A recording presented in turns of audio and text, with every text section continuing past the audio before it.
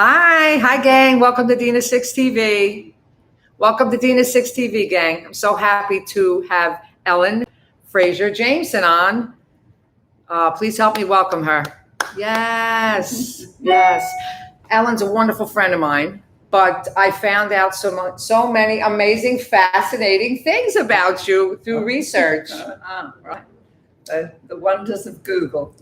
The wonders of Google. The wonders of Google. I did not know, first of all, and I know Ellen maybe 20 years, that you've written, I think, 4 novels? 7 novels. 7. And 7 nonfiction. So, yeah.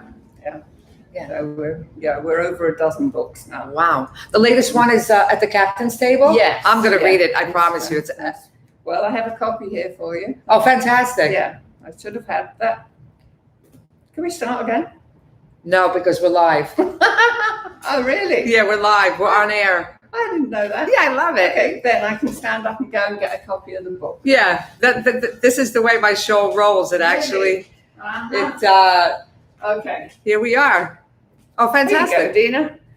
An invitation to the captain's table. Oh my God, I'm so excited. You Invitation have to an the captain's invitation to table. the captain's table. So I didn't know this was live. It's live, YouTube. It's, I prefer to do it that way. Right. Say we're live. Yeah. Oh, okay. To like a 1 billion person audience. Wow. Yeah, not that. I know. How exciting. Super, super exciting.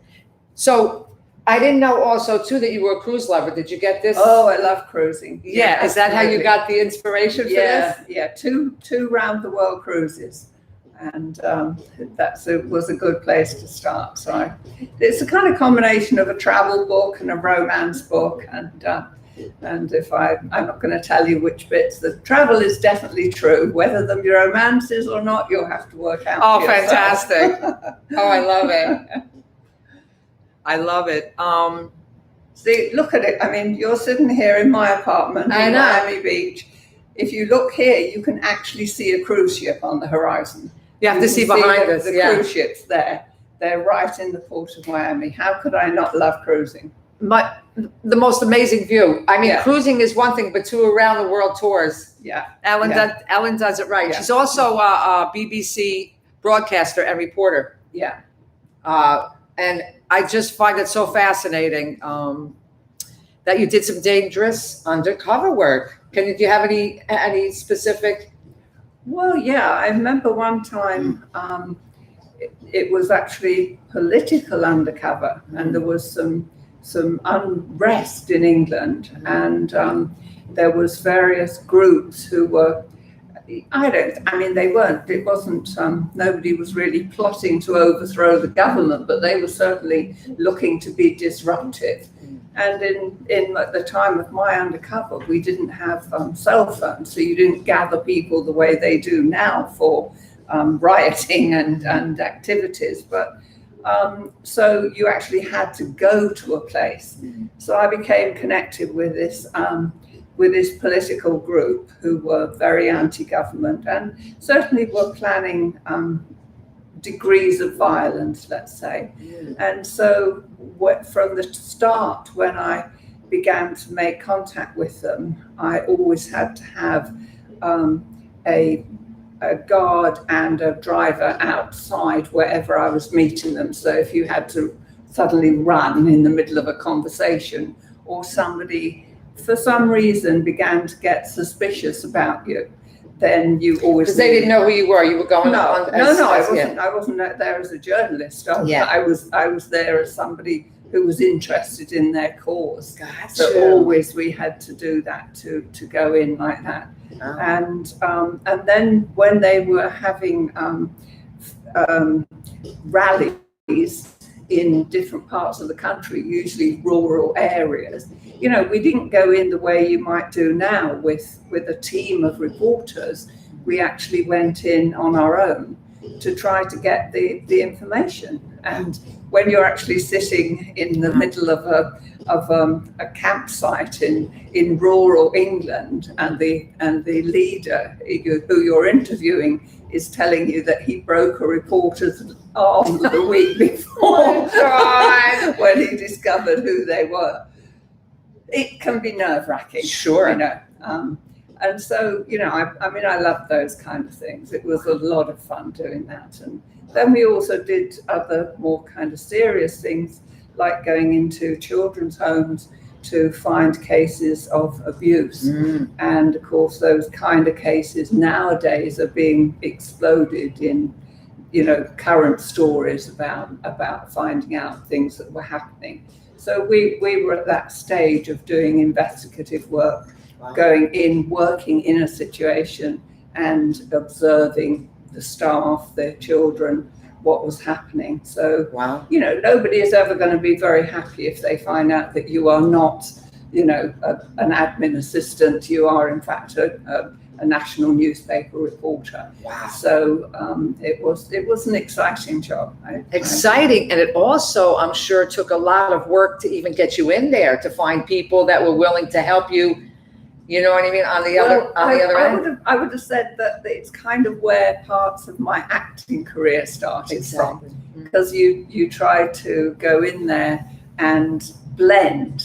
So you are really being very aware of what you do, how you look, how you behave, what, you know, you're not going in carrying designer handbags, let's say. You know, so, you know, it's all of your accessories.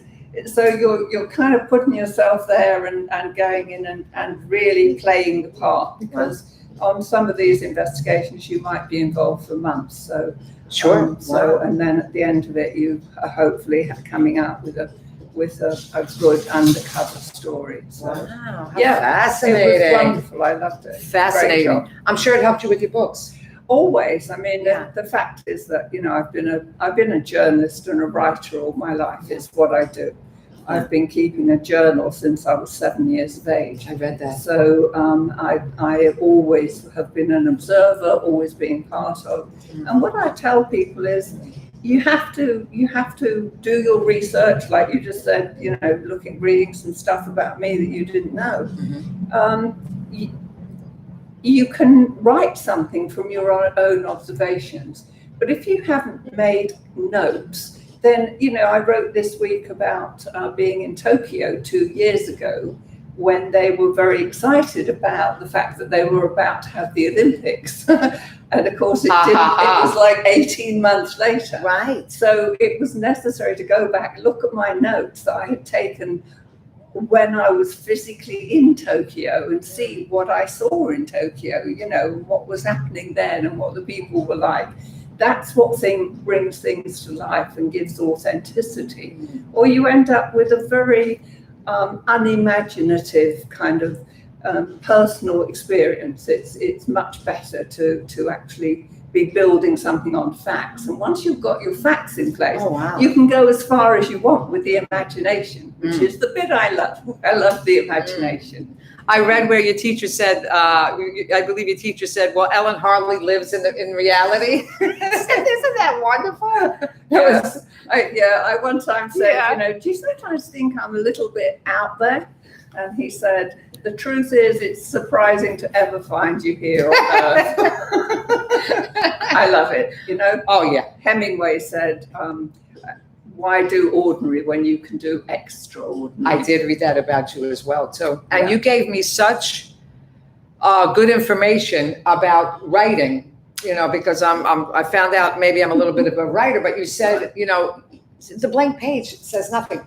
Don't worry about editing it in the beginning. Just get it down on the paper. And that's the key, because so many people keep it in their mind. I mean, I teach people how to write books, and I've taught a lot of people. That's another thing she does. And, you know, the fact is, people come in and they're all over the place. They're kind of like, well, I really want to do a book, and I've got this idea, and it's been going on in my head and you bring it together and you anchor them in a seat and say, I want you to write this many words a day, a week. And I don't care if you just keep writing, you know, it's a lovely day and the sun is shining. Just do that. Put words on paper. You can edit words on paper. It gives you something to work with. I mean, I one time had a guy, he'd been coming to my classes for 3 months. And I said to him, how do you think you're getting on with the book? And he said, Well, I haven't actually written anything yet. I'm trying to get the title right. Good luck, Ella. That's right. And now what I did with my books and what I decided was, if you come to the class, you're going to write, you're going to do the homework, you're going to put the words on paper. And the number of people we have had, completely new, fresh authors, there is something, author stands for authority. Wow. And so you get such street cred. When somebody comes into your house, Wow. they pick up a copy of your book from a coffee table and they go, Dina Six, you wrote this book, how to write best-selling novels, how to write award-winning movie screens. It's impressive. It is impressive. I don't care who you are. I don't care what you're writing about. It takes discipline. It is impressive. People don't realize how much discipline it does take until you sit down and with a blank page, start at page 1. And I love it, but that's why when I'm working, you will hardly find me here or anywhere except in my book or in love with the captain or whatever I'm doing. I'm there. I'm in it and living it and part of it. And I'm at the computer and I'm tick, tick, tick, tick. I'm doing the job. And so to live in that world of imagination, of glamour, of escape, and it's all true. There's the cruise ship. I can walk on water. Oh, what a wonderful landscape to look at while I'm writing the books. Amazing. Are you teaching currently? Do you have your classes? Yeah, we do. I mean, how can anybody get in touch with you then? Well, we have, at the moment, the classes are online. Like COVID. So there are a couple educational sites like Thinkific, and I have a whole seminar on there of Author's Quest. It's called authorsquest.com, and that takes you through like a 12-week process of writing the books. But also I have a lot of private clients now as well, because people start and then they want a little bit more help. And they want to be able to reach out and ask questions. And, people talk about things like, what do I do about writer's block? And I say, when you're in a big national newspaper office, which I was for many years, that was my job. Wow. When they tell you to write 12,000 words on something, 1,000 words, a book is closer to 12,000 chapters, but 1,000 words for a feature. You can't kind of say, I'm kind of feeling a bit iffy. I don't know if I can write this. I think I've got writer's block. I go, get on with the job, just do it. Do the job, And so you just keep writing and produce the work and the words, and I love it. I mean, does given a topic help you to write better? That that you're going in for a specific, for a specific title, like they say, you have to write this. Yeah, I'm sure that helps a little bit. Always. Yeah. I mean, because in between every single project, I never quite know what I'm going to do next. Yeah. And then suddenly the inspiration comes, or you hear a story, or somebody is talking about something. And again, I mean, the fact is that from sitting here, literally sitting at this balcony, I was sitting out here one night, and I should turn it around and show everybody. For 2 seconds. This is the gorgeous view, the cruise ships. I don't know if you could see it. There's cruise ships, and it's just stunning. She lives in it.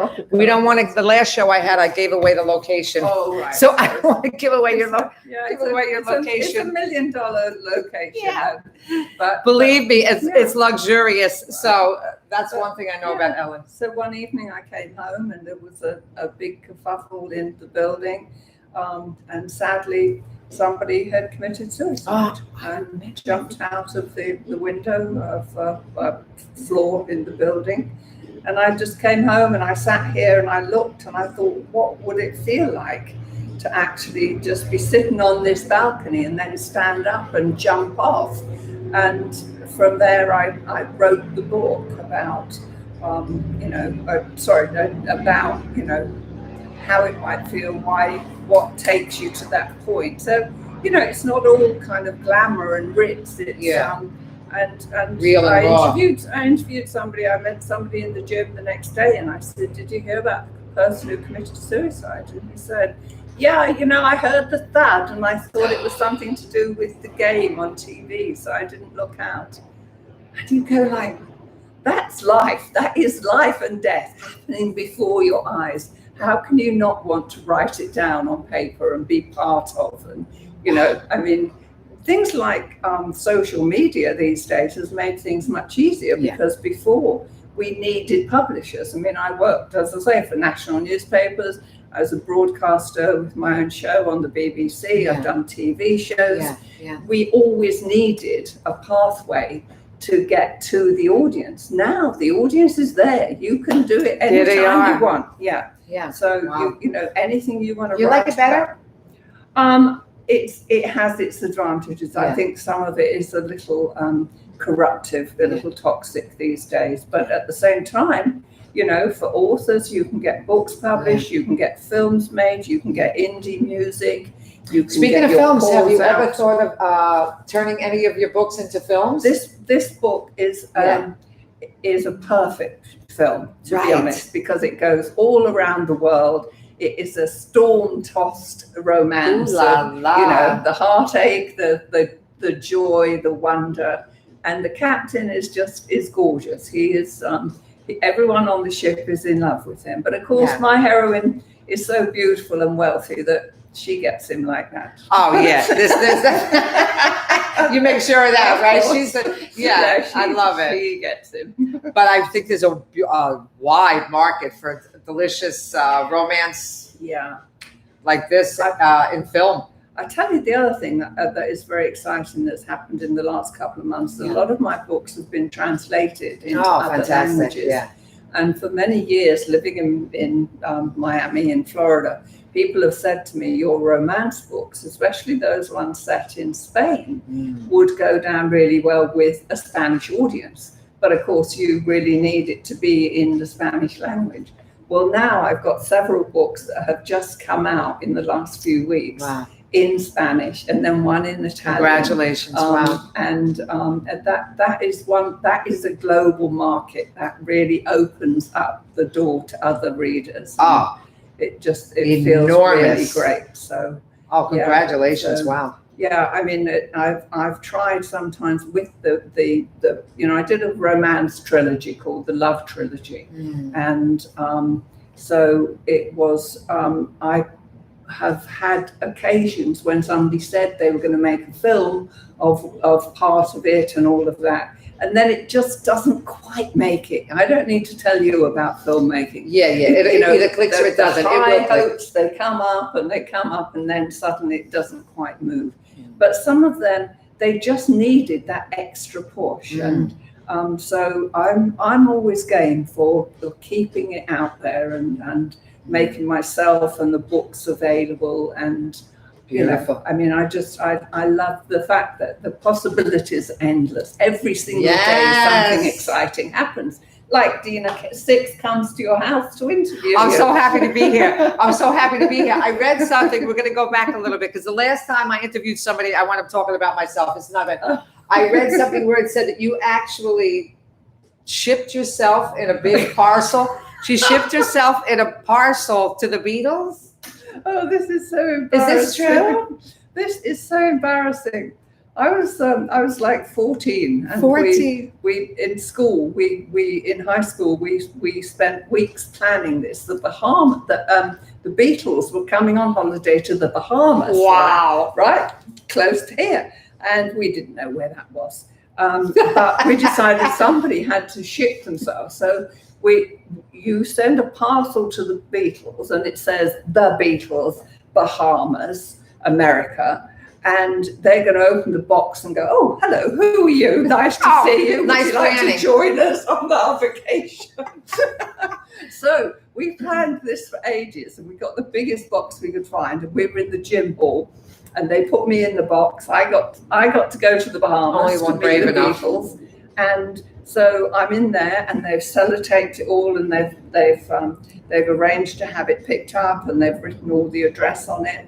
And what happened was that a teacher came into the gym and went crazy. And of course, I got into a lot of trouble. Ooh. And I can't believe now that, and years later, when I was in entertainment myself and had some celebrity status. Did you meet them? Of course, many times. I've been with Ringo down in south of France. Wow. I sold my house to Paul McCartney. So he Stop it! I didn't even know this.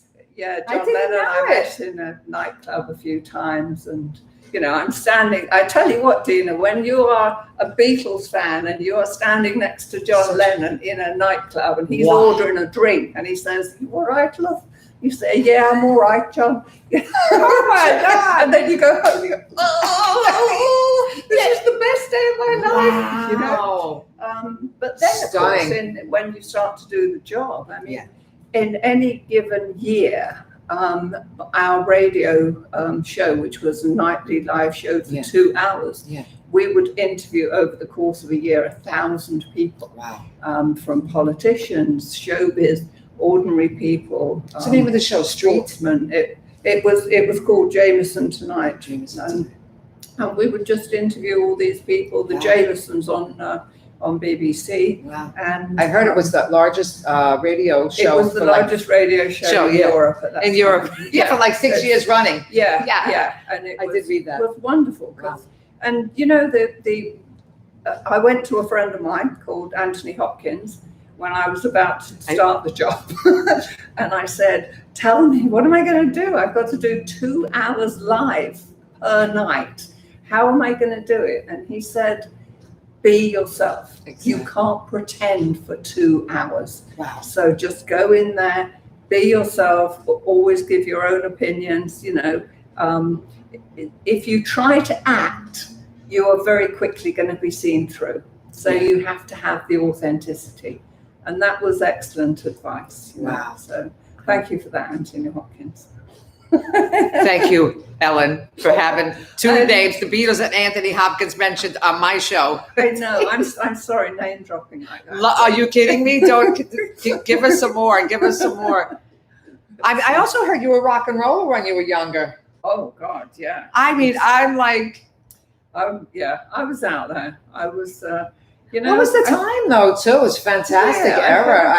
I've had a wonderful time. I appeared in a couple of rock and roll films, which were really, just like little cameo parts, just part of, because when you're in the entertainment industry, you're asked to do so many things. Amazing. And so, as a reporter as well as a journalist, these movies were being made. They were British music movies. And so when I would go to them, the people in charge would say, "We might as well be in it and sit here for like 3 weeks writing about it." And that's a much better way to actually be part of, get to know everybody, talk to everybody. I had the best job in the world. Every day I went into work and never knew what was coming next. You might be sent to a press conference at Downing Street or to stand outside Buckingham Palace because there was about. Did you interview the royals, right? Did you interview? I've met all of. Well, I say all of them. And our president too, as well, right? Yeah. I had a great story. I don't know if you got time for this story. I have time. President Clinton. I love him, doesn't everybody? Yeah, of course. We don't even care what he did. He's still there.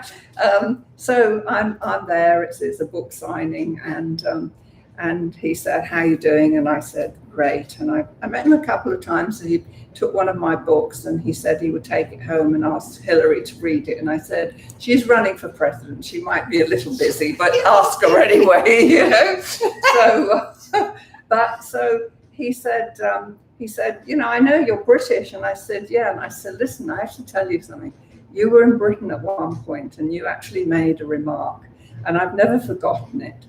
And he said, "What was that?" And I said, "When you said I didn't know whether to kill myself or go bowling. And I'm so glad that you went bowling." And he said, "You're the only one who's ever picked me up on that." Wow. And I said, well, you know, I mean, he said it was one of the worst days in, you know, my presidency, and I won't go into it. He said, but I said to myself, you know, this reminds me of my favorite country song. I don't know whether to kill myself or go bowling. And he said, I'm going to make that, I'm going to make that like my epitaph. We should always all decide, don't kill yourself, go bowling. Can't take ourselves so seriously, No, guys. yes. You know, loosely. Yeah. And so, you know, all of these people, everybody is a human being. It's the same. It doesn't matter whether you're talking about the president or you know, somebody, you know, a person doing a regular job, or an extraordinary person, or a person who has shown up and done some heroic stuff. I went up to Surfside a few weeks ago, which we haven't done this. Yeah. You know, again, just to go up there to see what's happening, to be part of. One of the things I did was talk to a couple of the people who had the emotional rescue dogs. You know, you know, because even people who had very sad stories and were in trauma were able to relate to the dogs, and you know, so the therapy dogs. And there's always a story. There is always a heart of something if you're interested, if you care enough to seek it out. So I never just sit home watching TV, although watch TV like everybody else. But I like to get out and about there, see what's happening in the world. And when I came to America, coming up for 20 years ago now, which is probably when I first met you. You do know each other. We were in a play together. We were actually in a play together. That's right. Yeah. 20 years ago. 20 years ago. Almost 20 years ago. Yeah. And I said to myself, I'm just actually going to say yes. When people invite me to go somewhere, you know, I'm in this fabulous country. Yeah. If someone says, do you want to go there? Don't say, oh, I'm a bit busy. Say, yes, love to. You know, live the life. I did the same thing, Ellen, and it opened up just like a whole world that I never would have ever had I not said yes. Right, absolutely. And this is whatever else is happening in the world. I've really learned to believe that if I'm not part of the solution, then don't be part of the problem. So, you know, get yourself out of the way if you're not going to be able to help, and just do what you can. Just, you know, offer a smile, maybe just offer an interest in somebody. Just do what's asked of you, and then walk on, get on with the rest of your life. And, it's or else, you know, you can't stay. We've had so many dramatic things happening in the world lately. You can't stay stuck in things like, oh, I'm so sad about everything. No, get on with it. You know, this is still your life, and you don't know how long it's going to be. You know, but I certainly am hoping there's going to be another grand round the world cruise. Oh, I wanted to ask you. So what's next? Is cruising next? Yeah, I mean, I sit here every day, and those ships are just starting to go out. Right. It's just happening. It's been since last year. I was in Australia when COVID hit, and the ports closed, and they sent us home. They just said, you were on cruise? Yeah, in I Australia? was in Australia, halfway round the world cruise. So I was like halfway. And the ports started closing down and wouldn't take them, and there's thousands of cruise ships all over the world kind of floating about, not knowing where to go.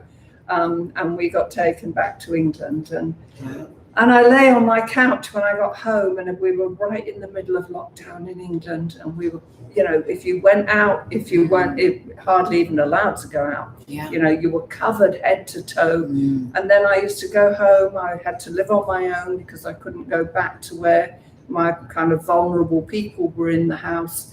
And I lay on my couch and I thought, you know, I may never get to go anywhere else ever again. This might be the end of it all.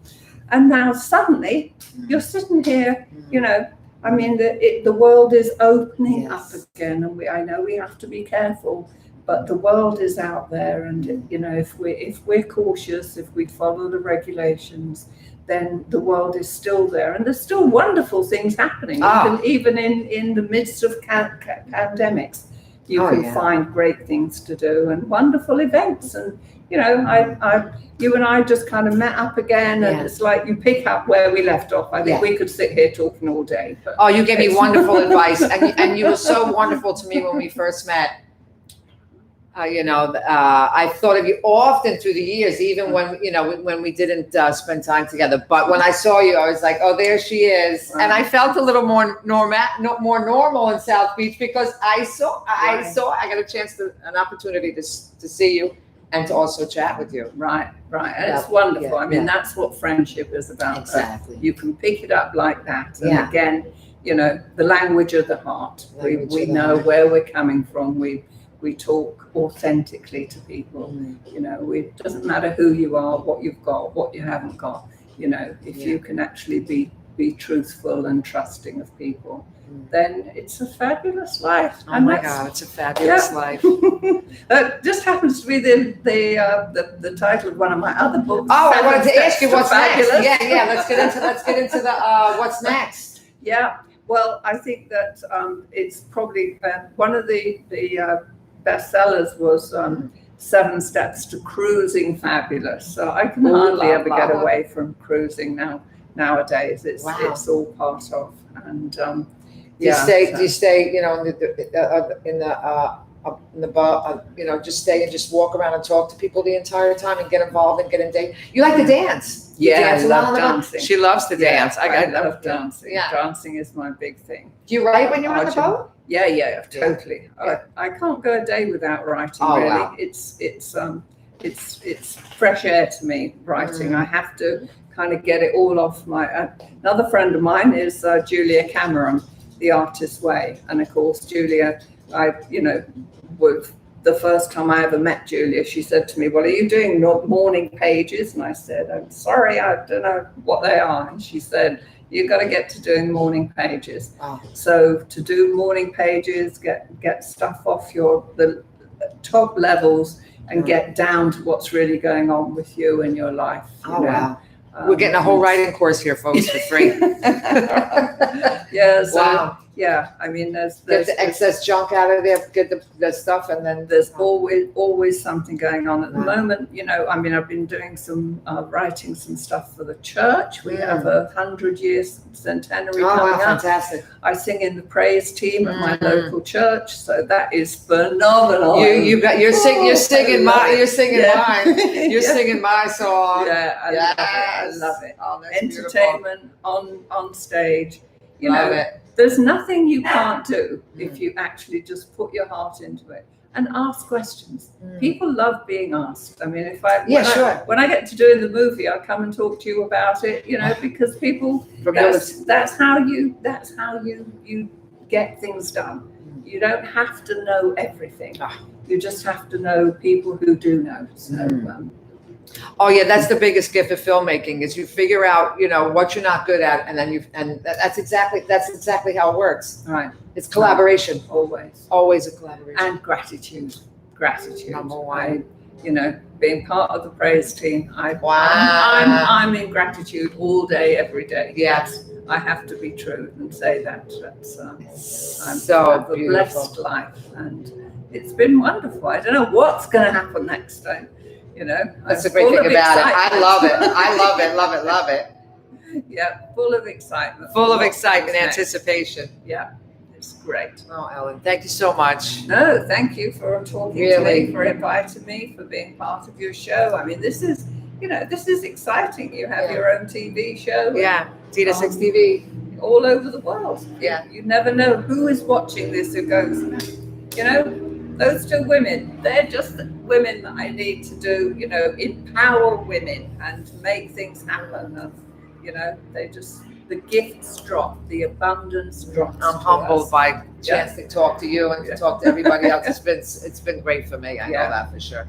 Well, yeah, but you need some new skills. You need some expertise, and that's what actually adds to what you're doing and makes it more special. And back to the word authenticity. Be real. Be true to yourself. Be real. Be true. Let's say goodbye. Goodbye, everyone. Bye. Good to talk to you today. Thanks wonderful for to talk to you. Thank you, Ellen. Thanks for letting us share. Bye, gang. That was a